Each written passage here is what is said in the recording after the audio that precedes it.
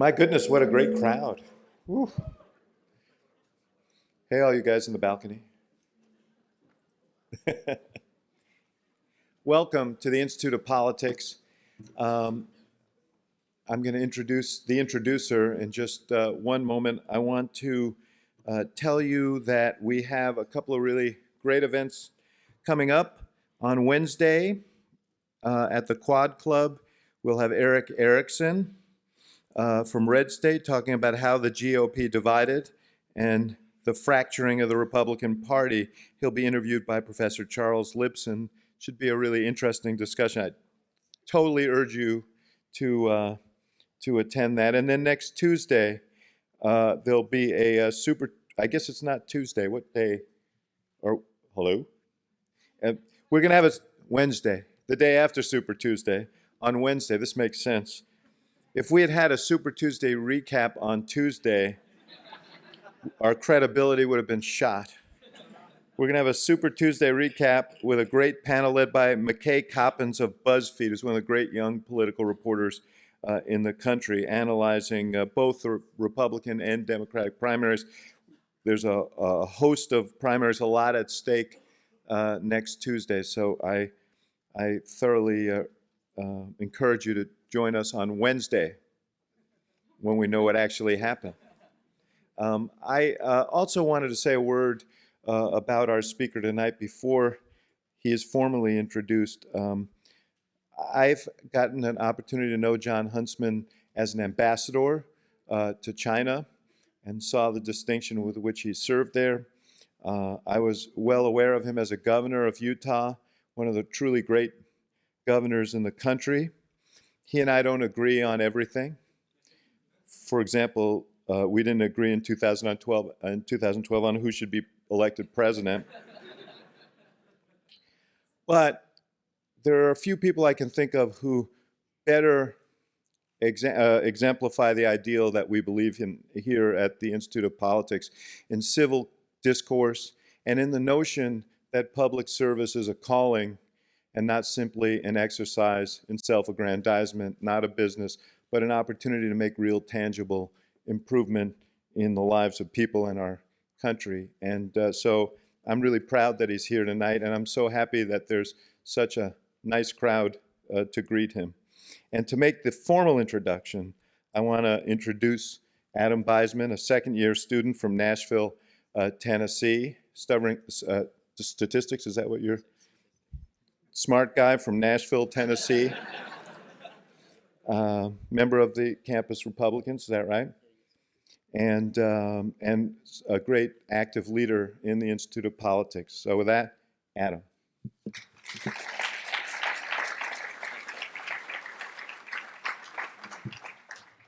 Thank you for that kind intro.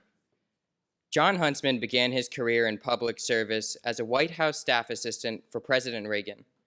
He served each of the 4 U.S. presidents since then in critical roles around the world, including as ambassador to Singapore, Deputy Assistant Secretary of Commerce for Asia, U.S. Trade Ambassador, and most recently, U.S. Ambassador to China. In 2004, Mr. Huntsman ran for governor of Utah and won. He went on to win re-election in 2008. During his tenure, Utah was named the best managed state in America. In 2009, Governor Huntsman resigned from his position after being nominated and confirmed as the U.S. Ambassador to China. His executive experience and knowledge of affairs with China positioned him well for his 2012 bid for the Republican nomination for president. He bowed out of the race after the New Hampshire primary. Governor Huntsman is now chairman at the Atlantic Council. Joining Governor Huntsman tonight is IOP Executive Director Steve Edwards. Please join me in welcoming Governor Huntsman and Mr. Edwards.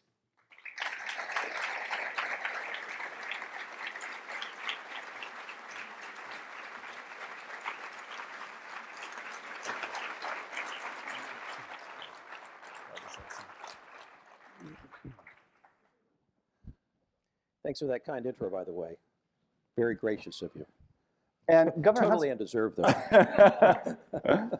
and Governor Huntsman, welcome back to the University of Chicago. And Thank you. Thank you so much for all the time you spent today meeting with students about various issues. It's very clear that your commitment to public service is real and ongoing, and we greatly appreciate that.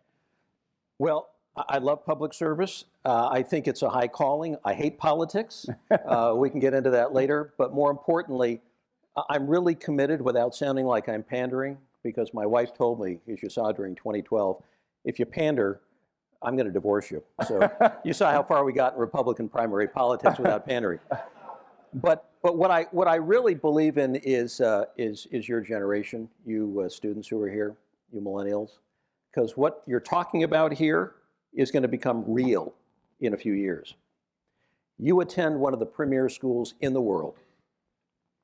The opportunity to serve will confront you, whether on a local level, on a national level, whether public or private sector. And you better prepare well, because you're going to have some tough choices to make. And you're going to have to do it jointly with other people who you don't necessarily agree with philosophically, in ways that lift and inspire and promote and set this country off in a new direction that will make us better and more able to achieve our challenges around the bend and in the future. I mean, that'll be your responsibility before you know it.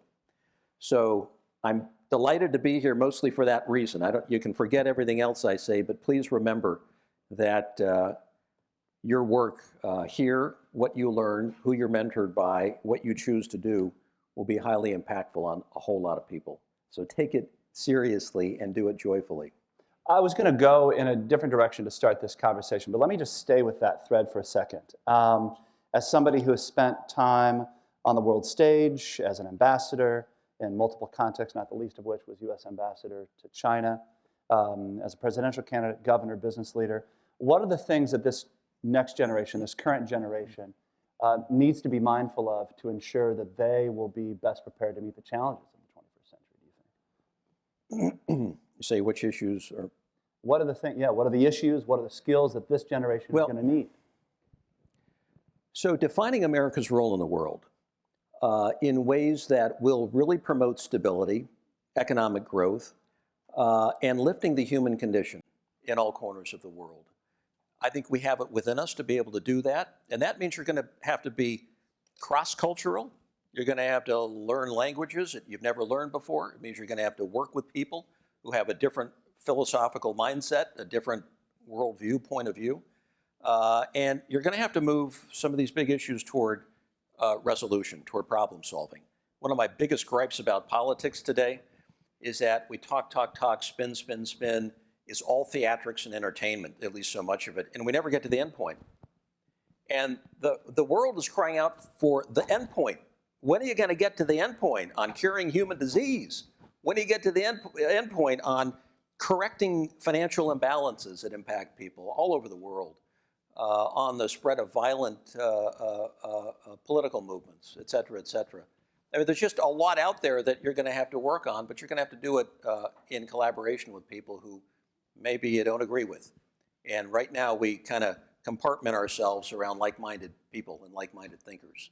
And what I love about your generation, and I know something about your generation because I'm raising 7 millennials, including 2 in the military, 2 in the United States Navy. I know what you think. I know how you see the world, because I live with your mindset every day in my family. And I think you have it within yourselves to work in ways that my generation hasn't. And I don't say that in a patronizing way, I say it in a hopeful way. I think your generation is able to eradicate boundaries that we have found impenetrable in my generation. And unfortunately, we're passing on to you a great country that is full of hope and full of potential and possibilities, but one that needs a few problems solved.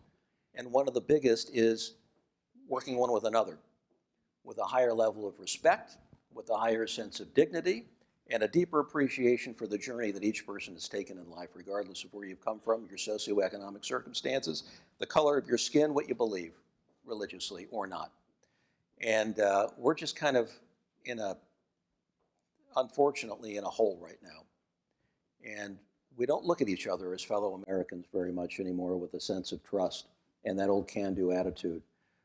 And I hope that your generation is able to kind of pull us forward in ways that, yes, we have differences, we always will, but sets them aside and moves toward higher goals. because that's, I think, where we're going to want to find ourselves. I want to take you back to a comment you made almost 4 years ago to the day. It was upon the occasion of your decision to withdraw from the presidential race in 2012. And you said, quote, "At its core, the Republican Party is a party of ideas, but the current toxic form of our political discourse does not help our cause." That was 4 years ago. What's your assessment now? Same. Which is not a good place to be, because anger and high volume debates are not a strategy toward victory in the sense of problem solving. They might be in terms of winning an election, but in the end, we still run the old-fashioned way, just like all of you have to run, whether you're in a small business, whether you're in a home setting, whether you're in local politics. You have to define the issue, shoot toward a common goal, compromise a little bit en route, and then deliver a result. That's what Why the aren't people our expect. politics in this current campaign on both sides of the aisle reflecting that right now? Because there's too much to be gained through political theatrics and entertainment. So if we were just, and I tried this, listen, I'm a walking clinical trial of somebody who actually tried to have a reasoned, sensible discussion with the American people about the issues that matter, how you get from point A to point B. I thought naively that I could take up the stuff I did as governor.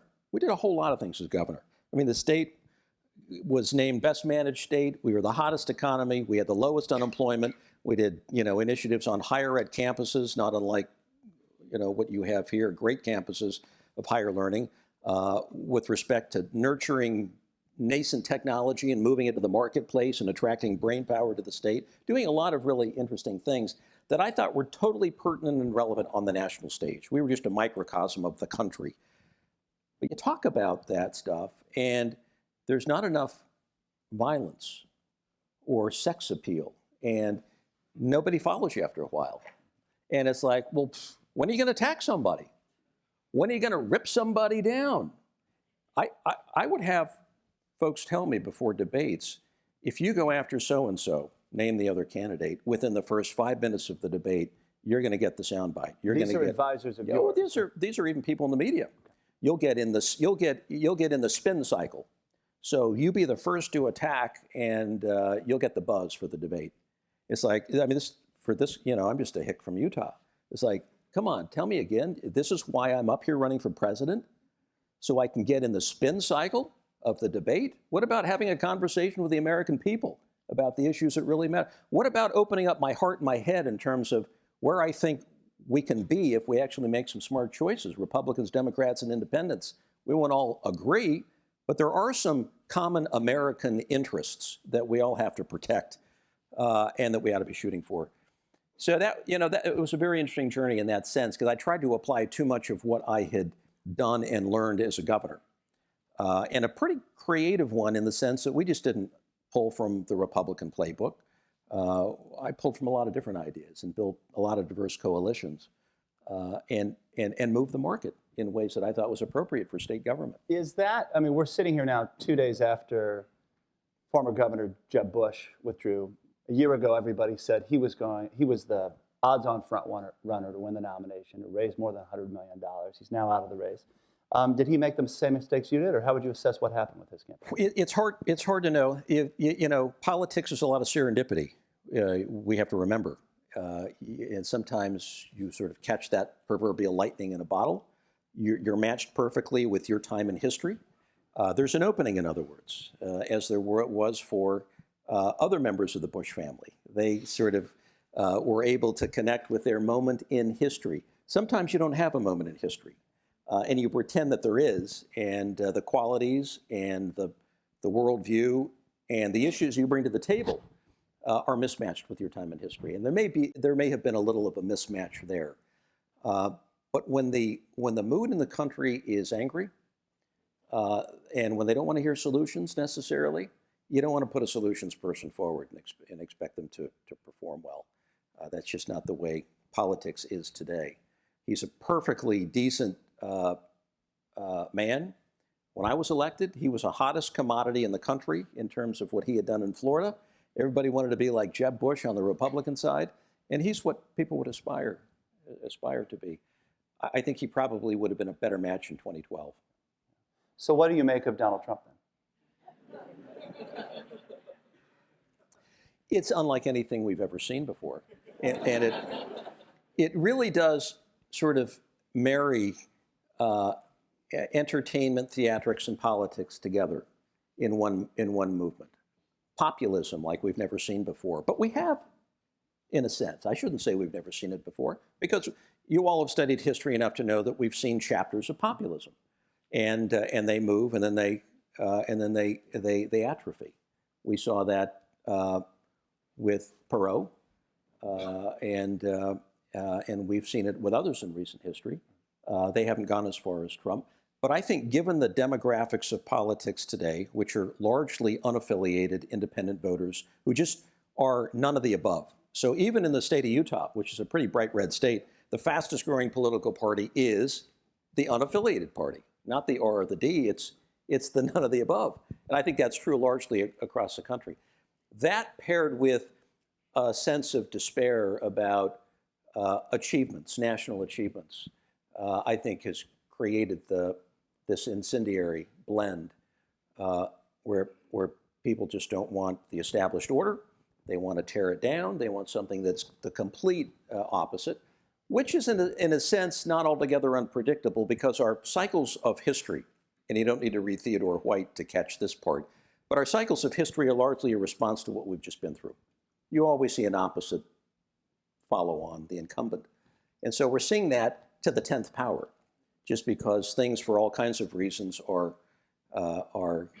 playing out in a higher velocity this election cycle. So if he is the nominee, he will be the first nominee of a major party who has never worn the uniform of the United States in the military, or to ever have been elected to any office, whether dog catcher, mayor, senator, governor, whatever. So this is new territory in terms of really finding an outsider. And is that important in your estimation? Well, so I've run a To have that business, and I've run a government, a state, and I've run some embassies overseas. So I've got a kind of a feel for different organizations and their managerial needs. And government isn't business.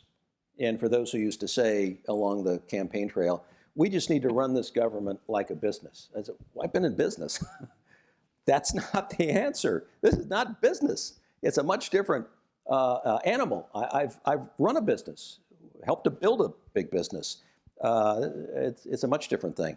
So whether you can take somebody who's never spent time working special interest groups, working a legislature, having to cut deals, negotiate, compromise, spending endless hours listening to people who just want to bend your ear for all good, legitimate reasons. It takes enormous patience. And I wonder if Trump has the patience to do that. We'll see. But we're treading on new territory here that we've never seen in politics before. And that makes it somewhat exciting. If he were to be the nominee, as many people say is the likeliest scenario at this point where we sit here today, would you support him as the Republican Party nominee for president? I want to see how this whole thing evolves. I mean, the short answer is I'll support the Republican. I've generally tried to do that as a loyal Republican, even though I've been booted from the party a couple of times because I suggested a thing or two that wasn't necessarily strict orthodoxy. But I'll tell you what does intrigue me about Trump. First of all, the things that he's promising the American people, I don't think can be delivered. So if you're going to build a wall, I don't want to hear about what you're going to do. How are you going to do it? How? Let's have the discussion about how. That presupposes you can put together the kind of coalition that would allow you to get through the legislature and getting money appropriated, and the relationship with Mexico set such that, and all the border states such that you can actually build a wall. Getting them to pay for it. That's the best part. Yeah. So So they asked the former president of Mexico. They did, yeah. And he said, no. And they went back and asked Trump, and Trump's response was, you just wait. Well, this And is... then he said the wall just got higher. I think. Yeah, the wall just got higher.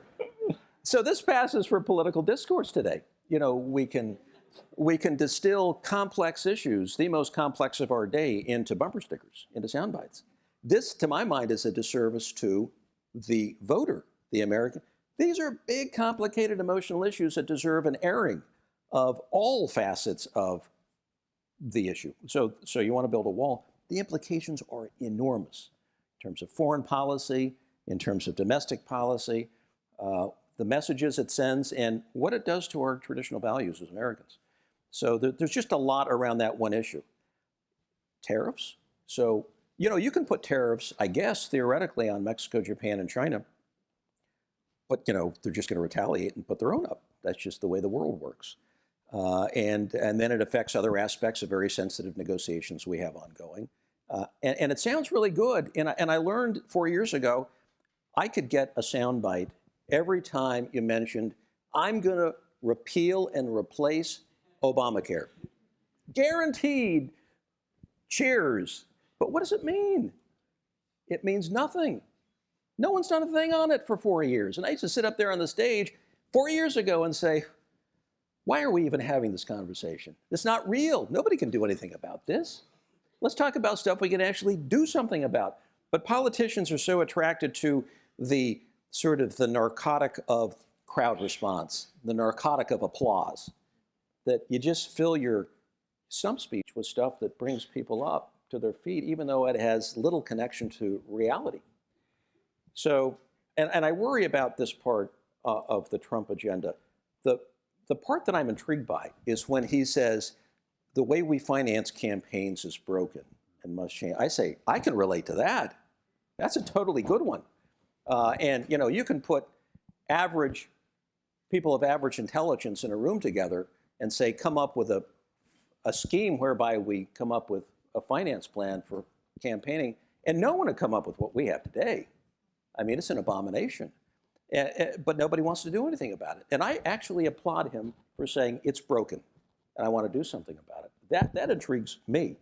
And it intrigues me when he says, I want to bring on a new generation of people who aren't the same old hacks, and kind of dismantle the old Washington consensus and establishment. I hear that, I say, yeah, I think that's probably a healthy thing to do. Bring in new blood, bring in people who have good skills in other realms of life. Then he goes on to mention 2 or 3, you know, big business tycoons who I can guarantee you in 1,000 years would never sit to fill out the forms I had to fill out 5 different times for different government appointments, the SF-86 form, and then the investigations that take place of you and your family and your bank account and everything else. And then you have to sit for Senate confirmation, which I've done 3 times. Guarantee that some of these folks are never going to want to sit in front of the Senate to be confirmed. So let's take the words and the rhetoric and sort of give it the discount factor of the real world. And let's see where we are. I wish we were having that kind of conversation. And I think some of the stuff he's actually talking about is an important conversation for this country to be having. I want to get to foreign policy and China in particular, but let me just stay really quickly on the 2016 campaign, given your connections to the party on the Republican side and your time as a candidate. I'm just an imperfect practitioner, as you can tell. Part of what seems to be happening right now, particularly on the Republican side, is this massive internal competition and war for the direction of the party, right? The heart and soul of the party. Something that people have been seeing and watching and predicting for a long time, and it seems potentially to be here upon us. So what is this cycle, this race, this campaign that we have right now with Cruz and Rubio and Kasich and Carson also in the race mean for the future direction, do you think? What's likely to happen? Here's where I think we are historically with the party. And I used to say as a Republican, people would say, well, what brings you to the Republican Party? And I say, well, Abraham Lincoln does, in his sense of individual dignity and fairness. And Theodore Roosevelt brings me to the party because his love for the land And you can't live in a place like Utah or be governor of a state like Utah without understanding the intrinsic value of our land and wanting to preserve it. And I'm a Republican because Eisenhower was a Republican who built our interstate system, without which we would be much worse off. It connects us, it allows us to do commerce. We were the envy of the world when it happened. And I'm also a Republican because Ronald Reagan, for whom I worked, was a Republican. And he had the courage to sit face to face with someone he didn't agree with, Mikhail Gorbachev, and bring an end to the Cold War based on his belief in strong American values. Today, we don't sit with people we don't agree with anymore. We'd rather bomb them than sit with them. And I think the old, confidence that Reagan had, his desire, willingness to sit down with people he didn't agree with, I thought was something I really emulated, at least partially during my career. I always thought that was a guiding principle. But here we are today without the sort of the epoxy, the adhesive within the party to keep everyone together. During the Cold War, it was easy because we were all anti-communism. There's the Soviet Union. You can be a Rockefeller Republican. Somebody else can be on the evangelical side or the social conservative side. And we all stayed in the same tent. We also had transcendent leaders who kept us there. So you could have the convention at the Cow Palace in 1964, and you could have Barry Goldwater get the nomination and squeeze out, the Rockefellers, the Bill Scrantons, wasn't there a Romney who was governor of Michigan during those days? And the party still held together because of that glue called the Cold War. That was a transcendent epoxy that kept us together. Today, there is no epoxy. And the party is going to have to come up with what is the issue or issues that bring the party together, despite our differences. Right now, you just have tribes, and they're all thinking differently about things. In some cases, those differences are irreconcilable. So what do you do when there's a minor civil war brewing and irreconcilable differences without the transcendent ideal or goal or objective that says everybody, it's worth hanging together for that reason? And that's what's missing in the party right now. Let's shift to China, and I'll make the transition this way.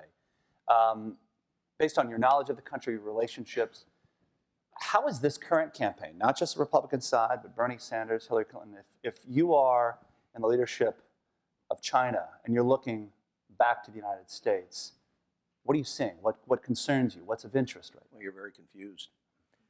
What signal is this campaign sending? So they have a one-party system, and it's a very complicated system. But if you've been at it for a long time, and many of you have, you understand how the party works, how it's organized, sort of the governing construct from the Standing Committee of the Politburo through the Politburo through the Central Committee and all the auxiliary units throughout the country. 85 million members and 3,500 outposts across the country. So they have a one party that is, for them perfectly logical and sane and controls everything. They look at our system and they can't figure it out. They can't figure out how we remain so great as a country with a dysfunctional political system. And I say, it shows how little government actually matters in the affairs of our lives. We're a free people. We're an innovative people. We create, innovate, and develop and create the next new thing without the government even knowing what we're doing. And I think they really envy that aspect of American creative destruction, really envy that part. But our politics, they can't figure out.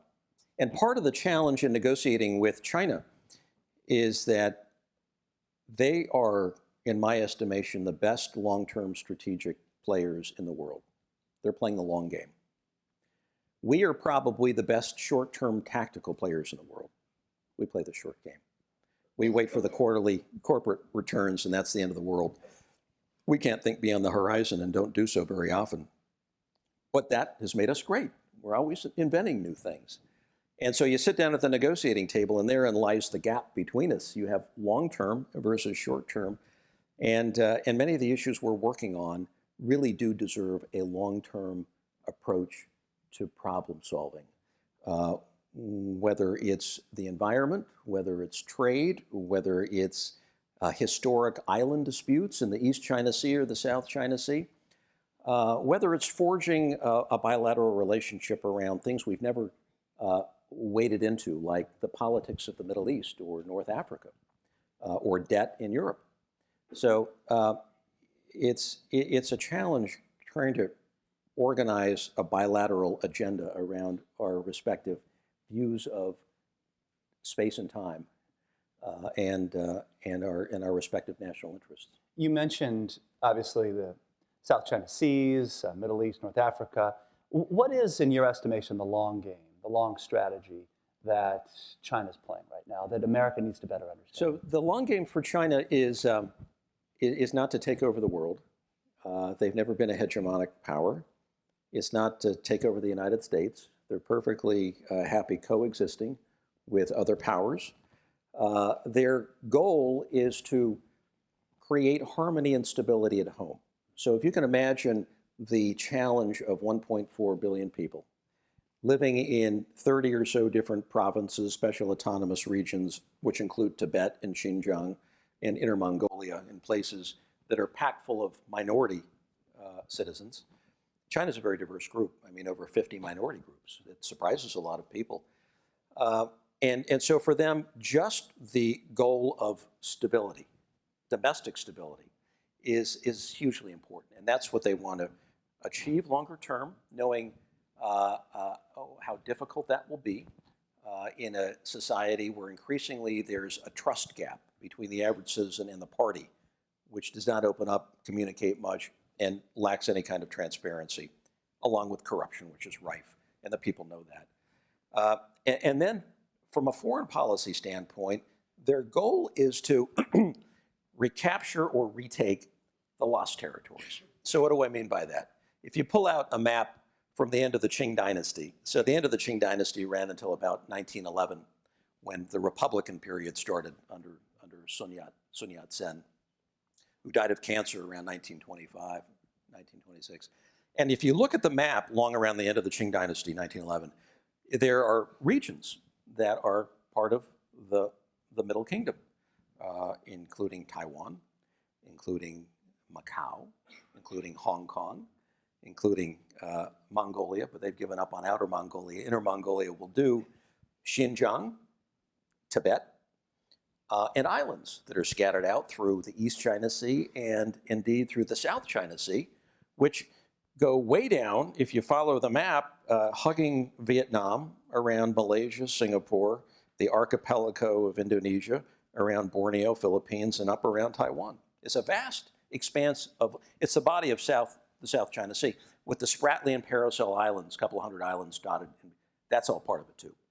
So there's nothing new about this dispute that we're seeing play out, and the runways that are being built and the technology that's being placed. The new islands being. The new islands, this has been part of the mix for a long time. But their foreign policy goal is to bring the territories back to the mothership. Taiwan has not happened. And there's a very kind of interesting game being played out across straits that many of you have seen. Taiwan just had elections in the last month with Tsai Ing-wen, the new president, who's a kind of an exciting figure, someone I've known for some years. And Macau, of course, went back in 1999. Taiwan went back, or Hong Kong went back in 97. And then there's the islands. And the islands, the complexity there is that you've got 5 claimants, not in the East China Sea with Japan over Senkaku, Diaoyu Islands, but in the South China Sea, you've got 5 claimants, including Philippines, Brunei, Malaysia, Vietnam, China. Very complex, very, very complex. So there's no immediate answer on how you solve that one. That's just going to take a whole lot of regional diplomacy, security work, intelligence gathering, and I think a lot of multilateral sort of pushback. And maybe even engaging some of the major seafaring powers of the world who care about the protection of the global commons, which I think is an American value that we should be standing up for, because if we can't stand up and defend the global commons, ain't nobody else going to do it. How concerned should the United States be about the activities in the South China Seas in light of that? Is it a lesser concern, a peripheral concern, a central concern right now? For I all think of it's. those reasons. I think Stability, it's. commerce. I think it's a central concern, and I would put on the hierarchy of important issues between China and the United States as being A, cyber security, including theft of intellectual property rights, which cost us about $300 billion per year. And I co-chaired a commission a couple of years ago with Admiral Denny Blair, who used to be Director of National Intelligence for the United States. And we had commissioners from higher ed and industry and intelligence and diplomacy and everything. I spent a year really drilling down on this issue. And it's a serious, serious issue with no answer. So you take things because your hand isn't hit. There's no pain associated with it, so why not? And until there are rules of the road or some sort of pain threshold, this will continue. And then you've got the espionage part. You know, we both take from each other, and will. That's just what political powers do to one another. They're interested in what the other is up to, and you poke back and forth. And then there's a whole business, the intellectual property side, which to my mind is jobs that we're being robbed of, innovation that is being stolen, which tears at the very heart of entrepreneurship in this country. And so that's the big one. The second rung would be the regional security issues, like North Korea and a nuclear weapon, which I think is a top tier issue. What they do with their nuclear capacity, their delivery systems, who can reason with them, who can stop them. And if there's an implosion within Central Command in North Korea, which I don't think is altogether a crazy thought, what happens to the Korean Peninsula in terms of refugees, in terms of lost nukes, technology for those nukes, governance of the peninsula then afterwards. So I would lump that and then the islands, both as regional security concerns of the top tier order. What makes you say that the disintegration of Central Command within the North Korean regime isn't necessarily a crazy thought? What do you see there? Well, I think some may predict that they live on forever, as they have since Kim Il-sung, just post-World War II. And now we're into Generation 3 with Kim Jong-un having taken over his father.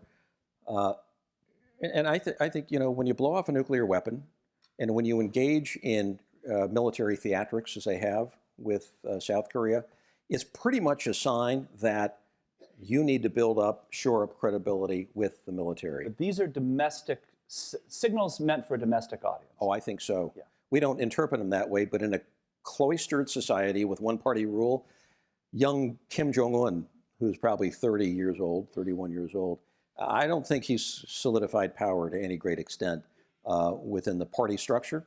He just wiped out his uncle, Kim Song-taek, Jang Song-taek, who was married to his aunt in a very violent way, who had tried to muscle his way in terms of corralling some economic assets that were prized by him anyway.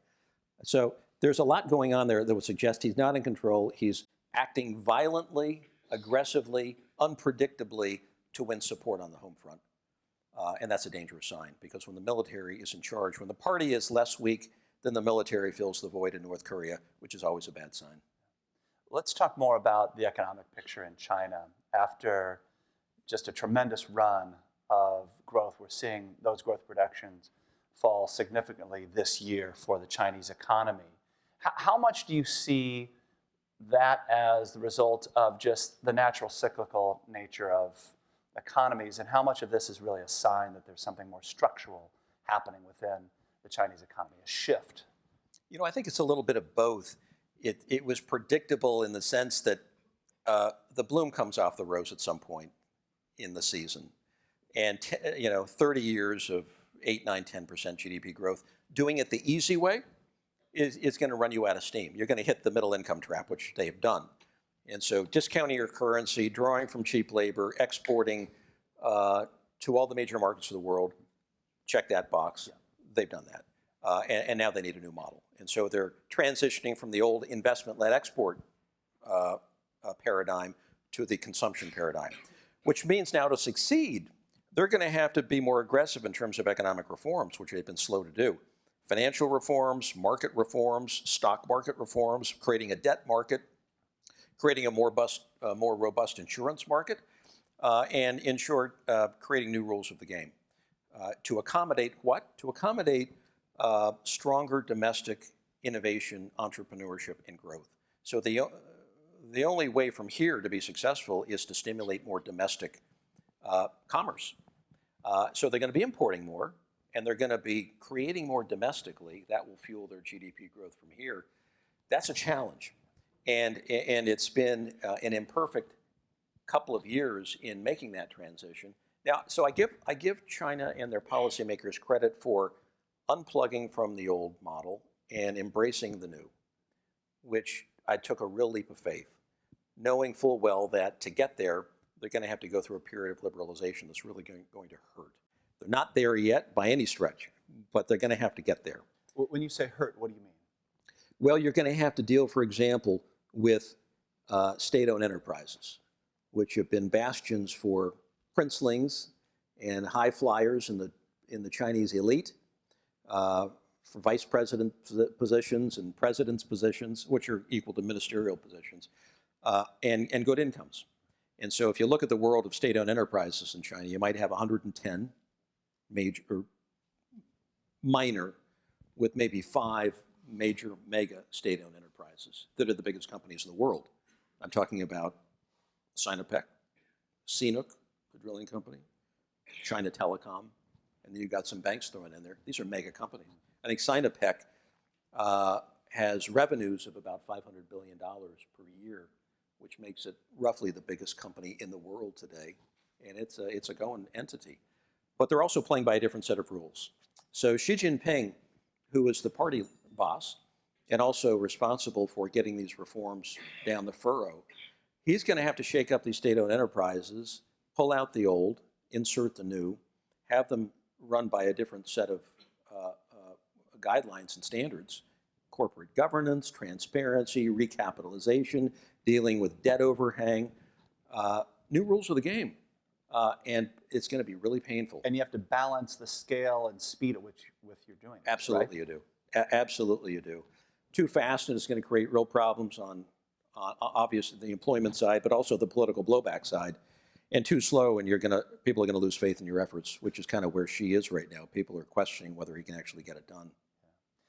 You also have a fascinating sort of generational shift. There was a talk actually sponsored by the Paulson Institute last week here on campus talking about the millennial generation, the younger generation in China, a generation that's grown up seeing rising incomes, rising mobility, growth of cities, greater entrepreneurship, explosion of social media. What challenges is that presenting for Chinese society and the Chinese government and Communist Party as we know it today? Huge challenges for protecting the status quo and one-party rule, really. It is a young generation, 700 million internet users, very savvy and smart.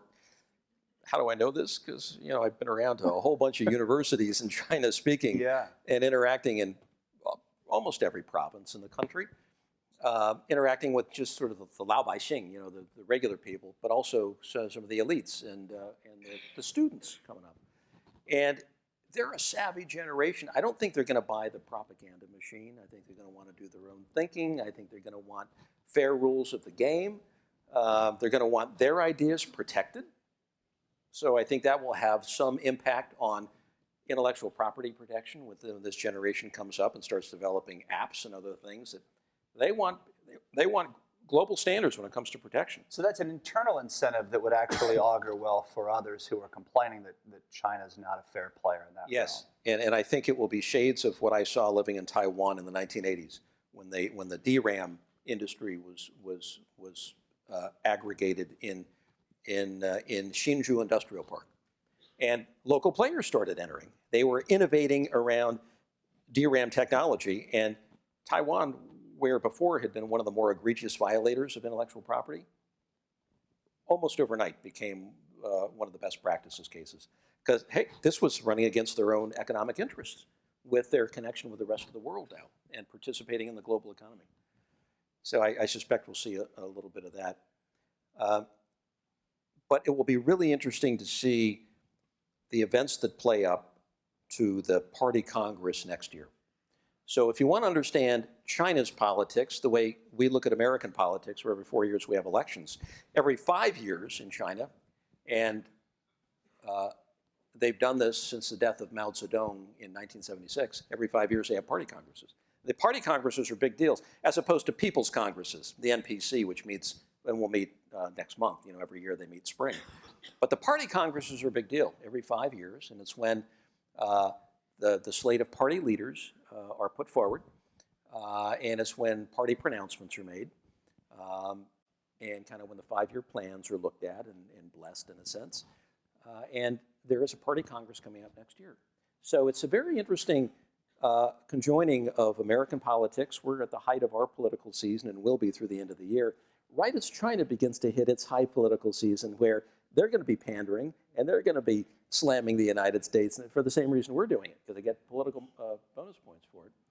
But it'll be very interesting to see who Xi Jinping brings into the higher echelon of party leadership, because you'll have probably 5 of the 7 members of the Standing Committee of the Politburo who will rotate out. And he'll be left with maybe Li Keqiang, the premier, maybe Wang Qishan, who by age will be beyond the rules, the terms, but they've made exceptions for people in the past. And he's been indispensable as part of the whole anti-corruption drive. So you'll have probably 3 or 4 new people at the Standing Committee level brought in over the course of this next year. You maybe have half the members of the 25-member Politburo. You'll have a whole bunch of members of the Central Committee, which is a bigger body, some of whom rotate in and out. And that will tell you everything you need to know about what's in Xi Jinping's head and what some of the reforms are that they're going to pursue and how aggressively they're going to pursue them. We're going to open the floor to your questions. So there's a microphone placed in the center of the room here. We ask that you line up, and we'll call on you one at a time. And we ask that you keep your questions short and to the point so that we can get to as many of you as possible. And we'll prioritize student questions here. I see a lot of enthusiasm here. I wanted to ask you a question about Xi Jinping, but I'll save that and start the questioning from the audience. Yes, sir. 你好, Mr. Hongbopei. Hello. Hello. My name is Yang. I'm a master's student here in Chicago studying. 你是什么地方来？中国什么地方？湖南湖南。湖南 province. 湖南哪里？长沙。长山。我去过，这个很好一个地方。Okay. 好 So 你可以问我用英文，不然的话，每个人 yeah, 就 absolutely. 会听不太懂。I'm speaking English. All right. Oh, in China, sometimes to be censored is to be remembered forever. And I believe there is certain bittersweet quality to your ambassadorship in Beijing. And when your Chinese name, Hongbopei, was temporarily blocked on the search engine. And as I understand, as a US ambassador, when you cross the boundary of culture and polity, there is a trade-off or sometimes peril that the spirited debate will be given to, knowing others' position and then self-censor in order to avoid getting into trouble.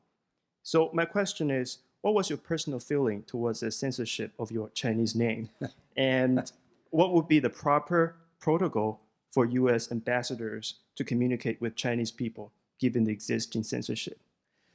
Well, China's a tough place for American diplomats because a lot of what we have to talk about, which are an extension of our nation's values, are not agreed with by the leadership in China.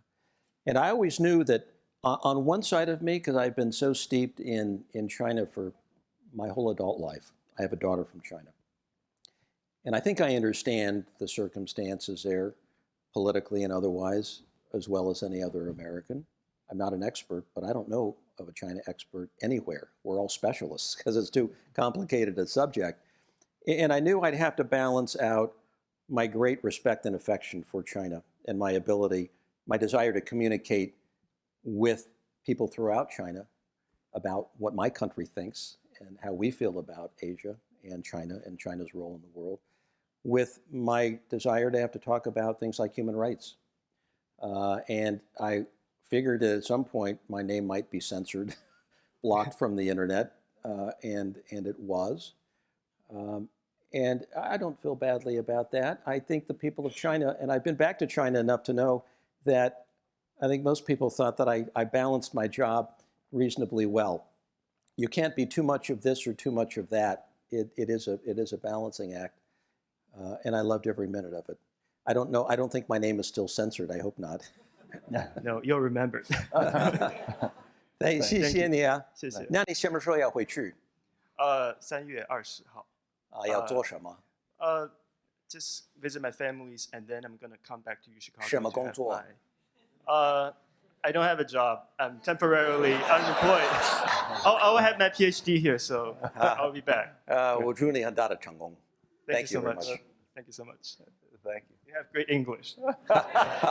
Chinese. Thank you. Yeah, unfortunately, I don't know Chinese, but thank you for coming. So a lot of the discourse that we saw we've seen on the Republican side in terms of qualifications is the importance of executive leadership. So Christie was bringing up comments about how because he was a governor, he has dealt with issues that will prepare him for president that a senator cannot. So looking at the Republican field as it is right now, we have the three frontrunners. One of them has no political experience, and two of them are young senators. Do you personally, as a former governor, think that the position of governor best positions someone to be president, or do you think that there are other qualifications that are as important that maybe would position, Cruz, Rubio, or Trump as president?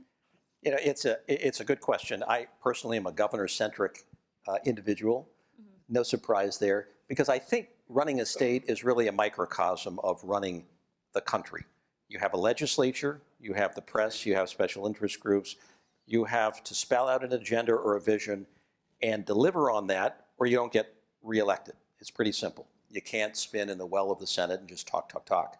You have to, and you're also commander-in-chief of the National Guard, which is another component to the work. So everything you do, in a sense, mirrors what is done at the national level, just at the micro level. So I've always thought that that was probably the best kind of background for the presidency. But listen, you've got to be able to couple that with a narrative that lifts and inspires the voter.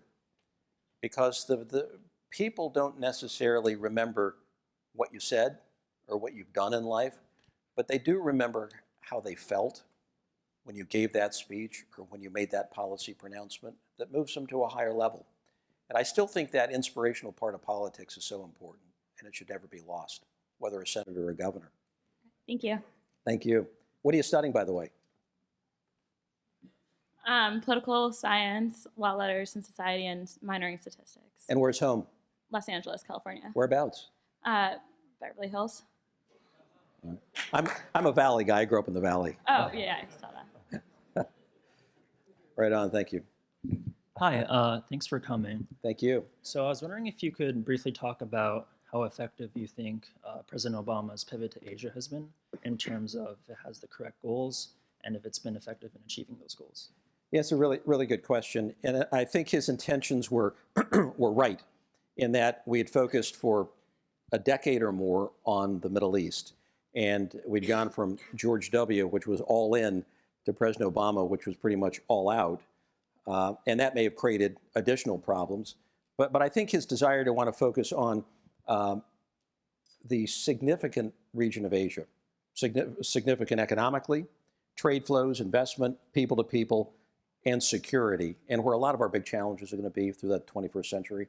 The thought was the right one, and I was advocating that too in 2012, is we've got to somehow start thinking about the world differently to prepare for the next generation or two. In terms of execution, so we've plussed up the military, 2,000 more Marines in Darwin, in Australia. We have a new carrier battle group that's been assigned to the PACOM region. We have a new generation of submarine hunters, the P-8 Poseidon, which is a great platform. So all of that is good. And then on the economic side, there's TPP, Trans-Pacific Partnership. I thought the way it was rolled out was uncoordinated. It should have been packaged differently, and I thought we failed to connect with our allies and friends as it was being kind of rolled out in drips and drabs, because they were confused about what it is we were trying to do. And they were confused about our ultimate goals. So I think we misfired on that one.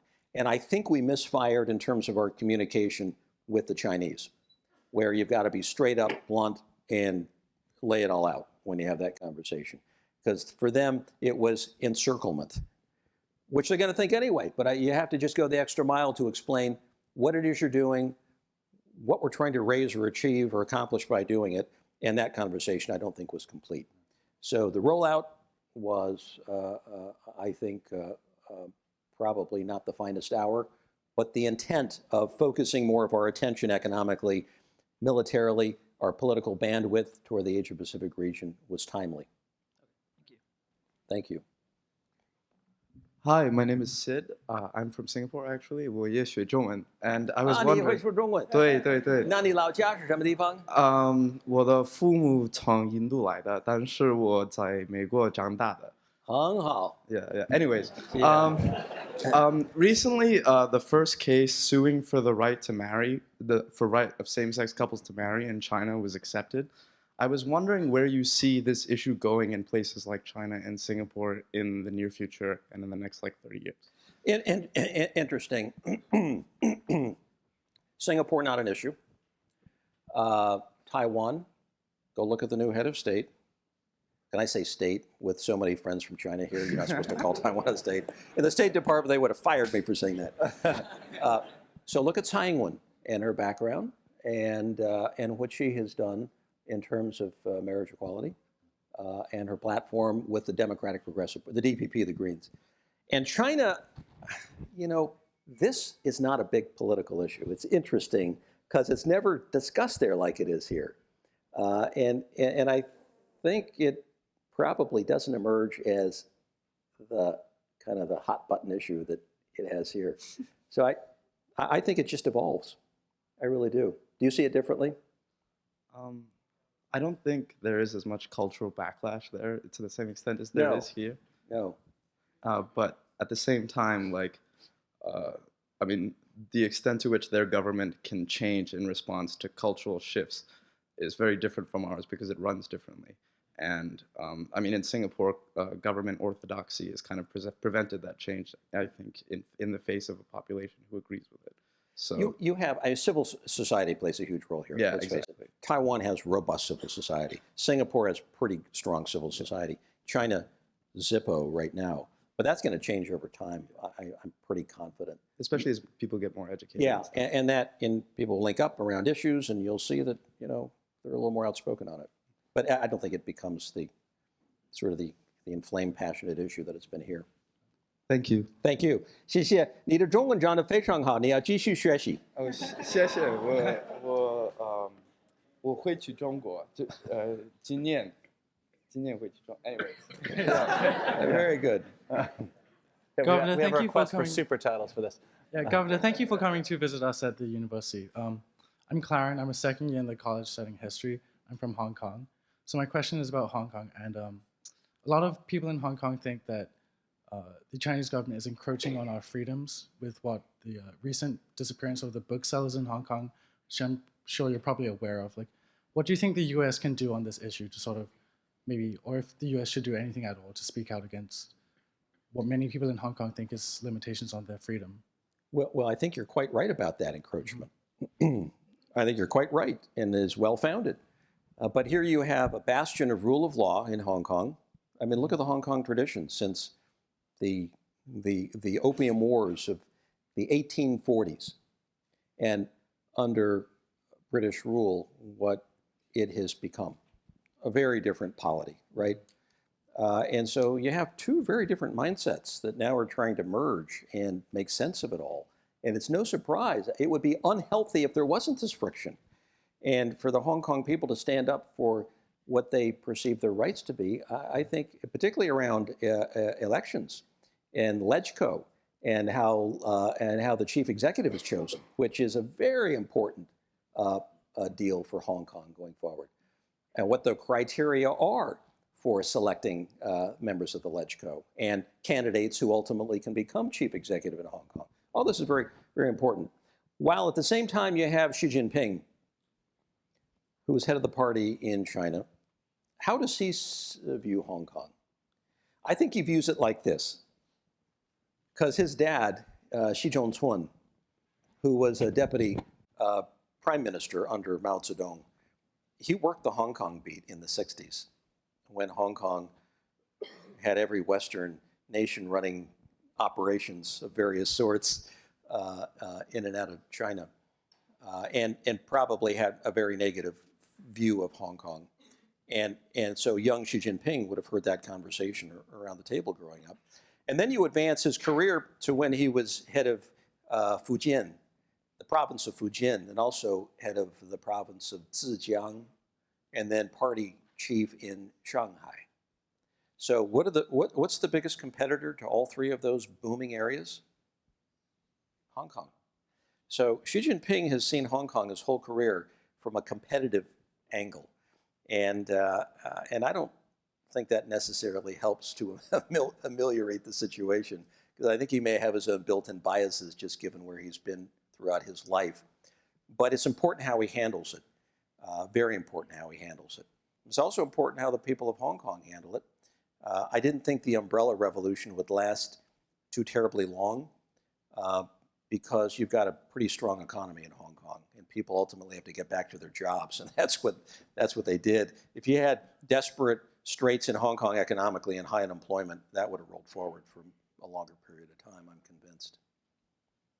But what do you think the U.S. should do about this issue, if anything at all? Well, I think the U.S. can stand up for our values, which is peaceful assembly, the right to speak out, to petition your government, to have every voice count, and to do exactly as the people of Hong Kong did. I think our values are pretty much aligned, actually. But we can backstop that and support it. I don't know that there's a role for us to play in terms of standing in the middle and providing additional fuel. But I think from our vantage point here, we can certainly support the values that undergird what Hong Kong is doing. Thank you. Thank you. Thank you, Mr. Huntsman. Thank you. I found your talk so far very enlightening, because I'm also an international student from China.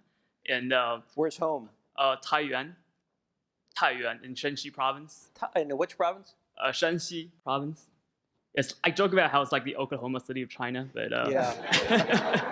I've not been. so no offense to people from Oklahoma, it's a great city. So, so my question is more about the. When I traveled to Qinghai, I went to travel to Qinghai. I used to call that the Utah of China. Right. My question is more about like economics and political, because like recently there's been a lot of economical like instability around the world, especially in China. We've seen like stock market crashes and a slowing down the growth rate, and all these can potentially lead to like a potential like even political instability in China. Like, what would you think like the United States have at stake here in terms of like the economic and political stability in China? And in terms of a possible economic or political instability, what should be the best courses of action strategically for the United States? If China's economy collapses, the party's over. If you look For at everyone, us included. that's right, and the way it would spill over and affect all of East Asia would be cataclysmic. So nobody should hope for an implosion of China's economy. That would be a bad thing.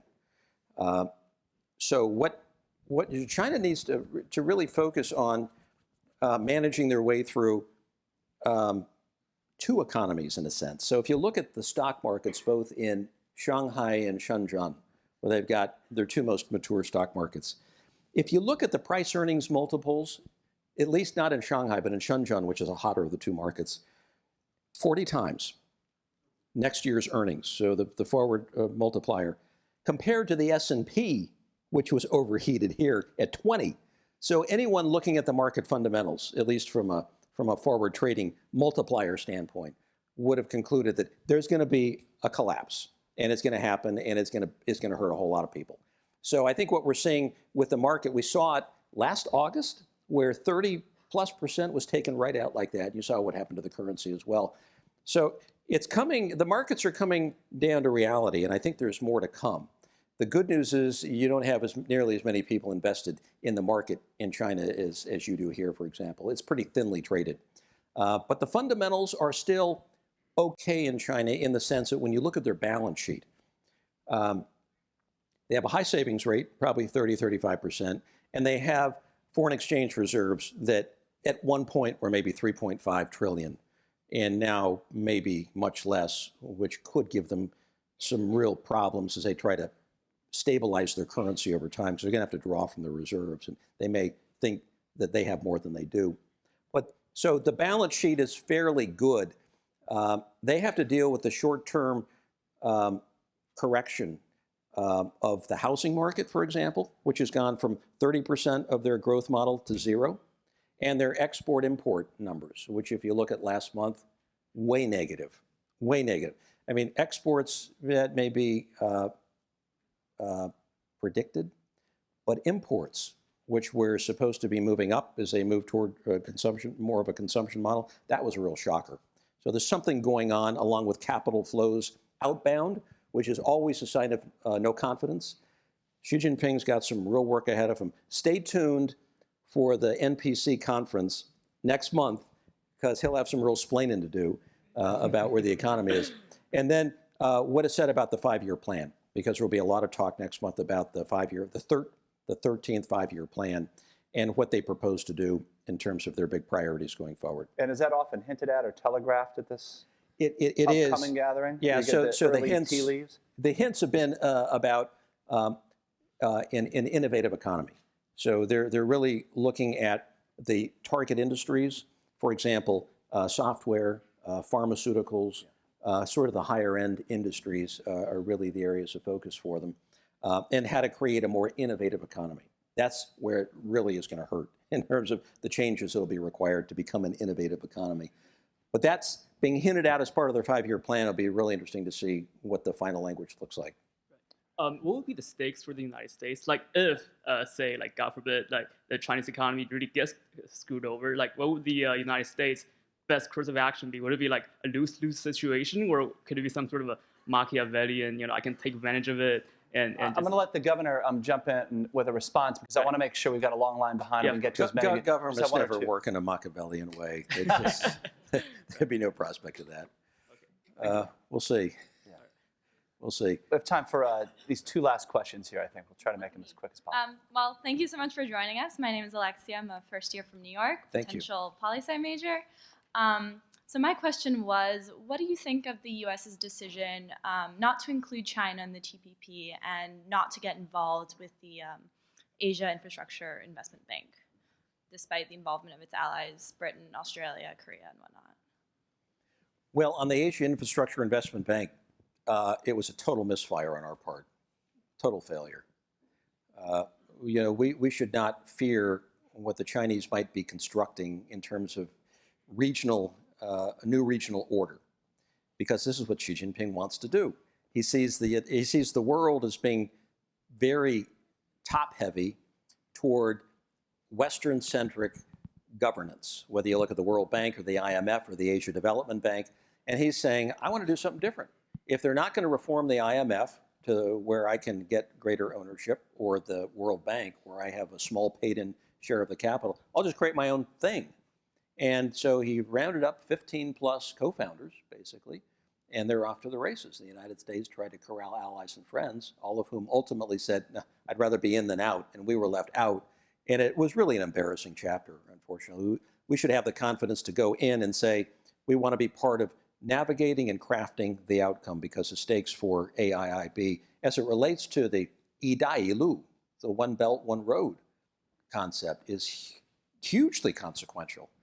On TPP, China ultimately should aspire to be in the TPP, and they can't be in there today because the standards negotiated among the 12 member states, if it ever gets done, it might not ever get done, were of a much higher standard than what China has negotiated under its RCEP agreement with its regional free trade partners. So if you want to look at environment, labor standards, protection of intellectual property rights, trade facilitation, all the different chapters of a trade agreement, with TPP, they're quite high, probably the highest ever negotiated in terms of standards for a trade agreement. China could not make it. So either they aspire to that level of performance, which I think they'd like to get to at some point, but this is where negotiating, I know it's getting in the weeds here, a bilateral investment treaty, a BIT. We should have this as a priority between the United States and China right now. There's no bilateral investment treaty. Even given all the trade flows and investment flow, we have no BIT. And we had to use this as an opportunity to take one step closer to ultimate integration of our economic flows in that sense. Thank you. Thank you. Hi, Governor Huntsman. My name's Stowe. I'm a second-year majoring in public policy. Great to see you. And I wanted to bring it back to the 2016 race because I think it's on a lot of our minds. You mentioned briefly an epoxy that's supposed to hold the party together, and it was super interesting in that if it can't be building a wall or repealing Obamacare or being a political outsider, what is something that could bring the party back together in that light? Well, there are a couple of things that I think could serve a purpose. And I think Trump might actually start talking about some of this more. So we're war weary after 15 years in the Middle East. We have to keep up a counter-terror drive. There's no question about that. But the idea that we can rebuild the fundamentals of a strong America, which would be a very Theodore Roosevelt, very Eisenhower thing to do, very Reagan, in a sense, thing to do. There could be a broader architecture that's created that brings the factions together to say, yes, how long can we preach to the rest of the world without practicing more perfectly at home? How long can we go with education that is inadequate for a whole lot of people in this country? So if you really want to talk about, economic disparities, let's talk about educational disparities, which are very real. I saw that as governor. It's everywhere in this country. And let's talk about service disparities. Who's raising their hand to say, I'll serve my country, and who isn't? The Republican Party, if they were smart, could really lead out in terms of a renewal here at home that would, I think, be very attractive across boundaries for a lot of independent voters, too, who say, I get that part. We need to rebuild. We need to apply some of those good old Lincoln, Roosevelt, and Eisenhower principles right here at home. Quick follow-up, who do you think would be the best nominee for the party? That was my next question. I'm not going to get into that right now. I'll rephrase. Who? We are where we are. Who do you see who's running? What's interesting to me is that we had, a lineup of almost a dozen of the all-star governors. Every one of them on the cover of Time or Newsweek, the new face of the Republican Party, the future of America. And each one of them, one by one, zero, right down the drain. It's the most incredible thing I've ever seen. So, the top 10 people who folks thought were going to be the future of the party. So if if we had this conversation a year ago, and I said the nominee of our party will be a guy who lives on Fifth Avenue in a gold-plated apartment, thrice married, at war with Fox News, and calling out its beloved evening correspondent by name and by Twitter, and a recent convert to all things conservatism, you would have said, you're smoking something they just made legal in Colorado, right? And that's where we are. Yeah. That's what makes it so interesting. So let me close on this to tie these two threads together. Whoever is the next president of the United States, what advice would you give him or her about dealing most effectively with China and building a stronger relationship between the two nations in our mutual interest? Play the long game. There's no such thing as a short game. Play the long game. And I would say just generally, like the note I left when I departed as governor, when I was asked by a president not of my political party, who used to teach at this very university, to go to China. I wrote a note for my lieutenant governor, who was then taking over as governor. And I said, the only advice I can give you is this. The 1% of our state, they have lobbyists here on Capitol Hill, and they're doing just fine. And they've got people who can troubleshoot tax policy and land policy and everything else. But the 99% of the other folks, they have no lobbyists. You are it. You are that person. So take the time to listen and transcend the traditional political boundaries, which any governor, any executive, any head of state must do to be successful. And I think we need to see a little bit more of that. I hope we do. Well, Governor Huntsman, thank you so much for spending time with us. It's been a pleasure. Thank you. Thank you.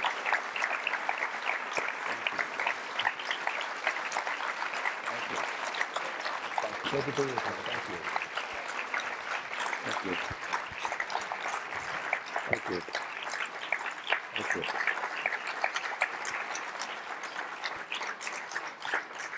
Thank you again so much, and we want to thank all of you for being here tonight and for your great questions as well. We truly appreciate it. Have a great evening.